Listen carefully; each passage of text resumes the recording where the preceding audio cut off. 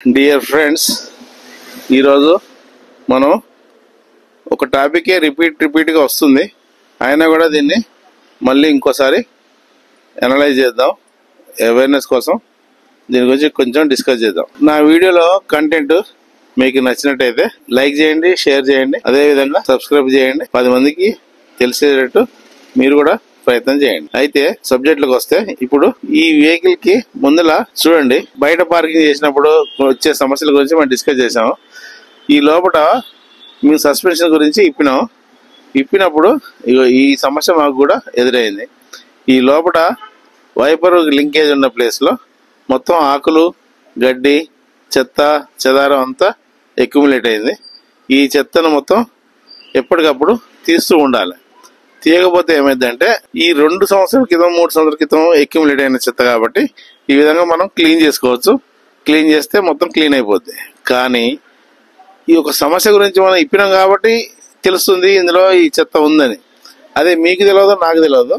అలాగే 5-6 సంవత్సరాలు 7 సంవత్సరాలు ఉన్నట్టయితే వర్షం పడ్డప్పుడు ఆ వర్షం నీళ్ళు కూడా ఈ చెత్త తడిసేస్తుంది.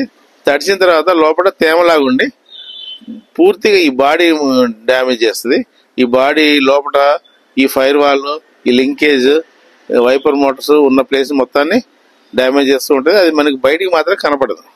అందుకోసమైనా ఎవ్రీ 2-3 ఇయర్స్కి కంపల్సరీ మీరు ఈ విధంగా మెయింటెనెన్స్ వర్క్ చేయించుకోవాలి. వైపర్ మోటార్స్ దగ్గర ఉన్న ఈ డక్ట్ ఏరియా నుంచే మనకు లోపల ఏసీ కూడా ఎయిర్ అనేది ఈ నుంచే బయలుదేరి లోపలికి వస్తుంది.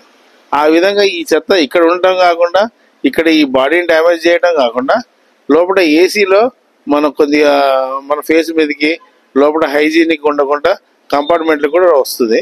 ఆ వచ్చే ప్రాసెస్లో ఇది కూలింగ్ కాయిల్ని కూడా టచ్ చేసుకుంటూ వస్తుంది. కాబట్టి ఆ కూలింగ్ కాయిల్ కూడా బాగా డ్యామేజ్ అవుతుంది. కూలింగ్ కాయిల్ డ్యామేజ్ అయితే ఏసీ పర్ఫార్మెన్స్ తగ్గుద్ది. మన తర్వాత నాన్ హైజీనిక్గా ఉంటుంది. కొన్ని జబ్బులు రావడం అవుతుంది.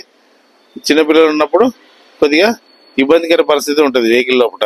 అందుకోసమైనా మనం హైజీనిక్ కండిషన్ ఉండాలంటే ఎవ్రీ 2-3 ఇయర్స్ కి ఇట్లా ఓపెన్ చేసేసి టెక్నీషియన్ దగ్గర తీసుకెళ్లి ఓపెన్ చేయించి మొత్తం ఈ చెత్త, డస్ట్ ఇదంతా క్లీన్ చేయించి బయటికి తీసేయాలి.